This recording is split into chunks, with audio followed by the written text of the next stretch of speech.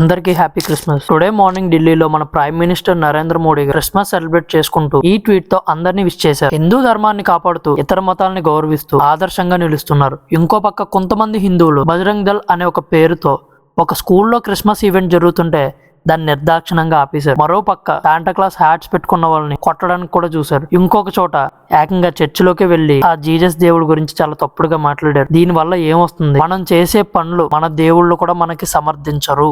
జై శ్రీరామ్ జై హనుమాన్ అని ఒక నెత్తి పగలగొట్టే కంటే జై శ్రీరామ్ జై హనుమాన్ అని ఒకడు ఆకలి తీర్చు, వాడి కష్టం తెలుసుకో, వాడికి సాయం చేయి. ఇండియా అంటే ఒక మతం కాదు, అన్ని మతాలు కలిసి ఉంటేనే అది ఇండియా. అందరినీ గౌరవించు, అన్ని మతాలని ప్రేమించు, అప్పుడు మన దేవుడు కూడా మనం చేసే పనిని సమర్థిస్తాడు. భారత రాజ్యాంగంలో కూడా ఉంది ఆర్టికల్ 25, ఎవరికి నచ్చిన దేవుణ్ణి వాళ్ళు ఆరాధించవచ్చు.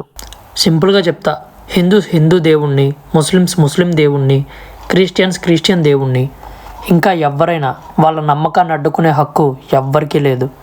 నా దేవుడు నా విశ్వాసం, నా రాజ్యాంగం నాకు రక్ష. భారతదేశం అంటే ఒక్క మతం కాదు, ఇక్కడ దేవుళ్ళు ఎంతమంది ఉన్నా దేశమంతా ఒకటే.